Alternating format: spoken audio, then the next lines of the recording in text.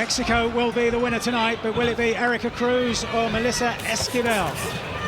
And immediately, the two trade punches towards the centre of the ring. Cruz, the champion, in the pink. The black and red of Melissa Esquivel.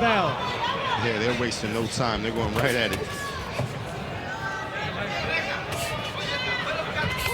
Cruz, head down, left hand to the body, right hand to the head. That's the kind of combination that she threw in winning the title against Jelena Mijenovic last time out. But at this stage, Esquivel is finding the way through with straight shots. Right hook, though, gets through from Cruz in what's been a lively first half a minute to this world title fight.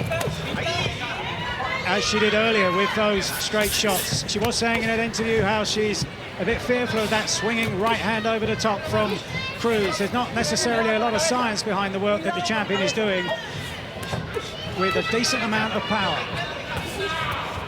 Yeah, Cruz just, you know, she puts her head down low and she just lets them fly. That left hand over the top, and Esquivel saw it coming and there tried to meet Cruz on the way in with a clipping right uppercut. With those straight shots, because a lot of what Cruz throws is roundhouse and can be seen and can be telegraphed. Erika Cruz in the pink is the defending WBA featherweight champion. And if you mix that with some body shots in there, it's going to fatigue you. Low blow there from Cruz, but no complaints from Esquivel. And again, Esquivel trying that right uppercut. It seems to me it's clear they've worked on that in training. They know that Cruz is someone who bores in with her head down. He's potentially open to that shot. Straight punches and those clipping uppercuts could work for Esquivel here, if she can find the composure. Now it's Cruz, the champion, trying to establish the jab from her southpaw stance. That was a big shot that Cruz just landed. Esquivel's jabbing, boxing on the outside, and Cruz is kind of working, you know. It's more activity than anything.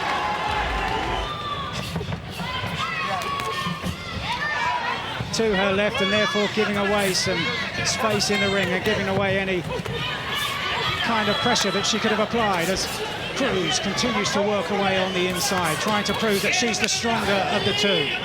The experience to be able to capitalize. There she tries again, that right hand to the body, which sometimes became a clipping uppercut to the chin. You know, one thing is when Cruz dips her head down low, you know, I would just have Esquivel check hook her, because her eyes are looking down to the ring as she dips her head low. She's really not looking at her target. You know, and she's the champion. You know, so to beat the champion, you know, you have to take it from her. And now she's trying to continue with this hectic pace, driving Esquivel back to the ropes, close to Esquivel's own corner. That right hand, the straight hand from Esquivel, is an answer.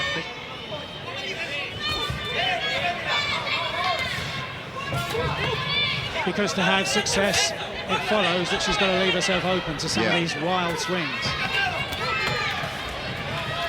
3 of them for Cruz, 4 for Esquivel, and they're both taking shots well here at this stage. You know, she's really not sitting on her punches, so there's really not a strong foundation behind her shots. Well, you often hear of a fighter that they find a way to win, and that's been the case for Erika Cruz, both as an amateur and in the professional ranks, much more so in the professional ranks because of the sheer work rate. There, that right hand over the top once again. The shot that Melissa Esquivel said she had to look out for, but she's been caught with it once again.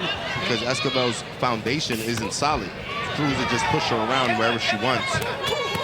So as you can see right there, she's all over the place. To take advantage by making Cruz miss and then making her pay. I think Cruz should start taking advantage of going down to the body. You know, Esquivel looks fatigued the way she's moving around. She's really not having too much steam on her punches as well. Applause from Cruz's corner as twice in a row she lands that looping left hand onto the jaw of Esquivel, but Esquivel once again takes it well into the second half of the contest, and Cruz has been relentless across the first 5 rounds, just as she was in winning the title 7 months ago, working away to the body furiously here. Good body punching. And this can be demoralizing when you're landing some solid shots and she just keeps coming back. Exactly. And now one thing is Cruz is more accurate now. So those wild punches are landing now. And again in that exchange, they both landed 2 shots, but the better shots, the harder shots, the more effective shots came from the champion. Absolutely. Esquivel so game, keep firing away. As I see Cruz dip her head low, it's kind of her rhythm.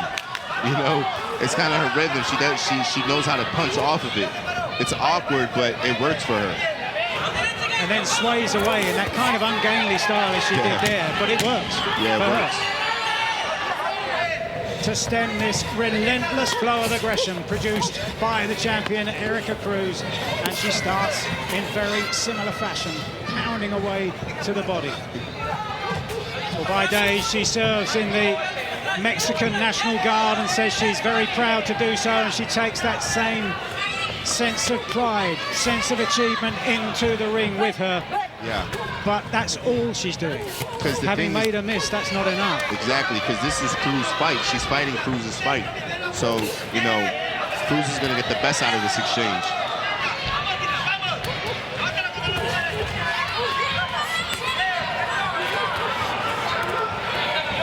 Playing her game. Exactly. And it would just benefit her if she just jabbed while when Cruz jumps in, stop her with a jab. Good, that's from a distance. Throwing shots from a distance, you can't, right there, she should tie her up.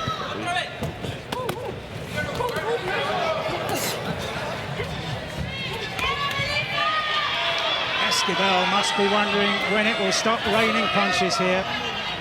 Deemed that the clashes were accidental. Complaints though from the Canadian corner. Beautiful, solid punching from Esquivel here. Suddenly starting to give herself punching room late in the contest. Good adjustments. Esquivel's utilizing the distance now, so Cruz is not able to land those big shots.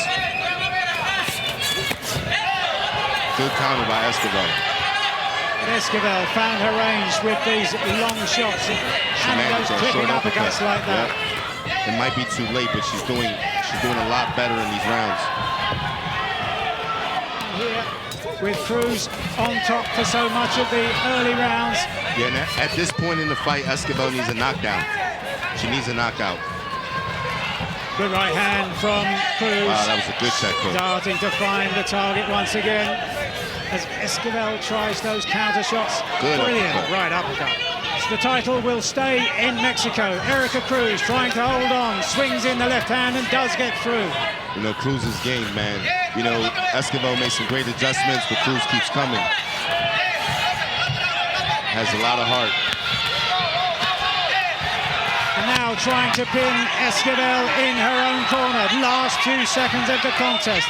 Last action of the world title fight here in Puerto Vallarta. Big right hand. Another right hand from Esquivel towards the end of the round as the bell sounds at the end of 10 rounds of World Championship Boxing.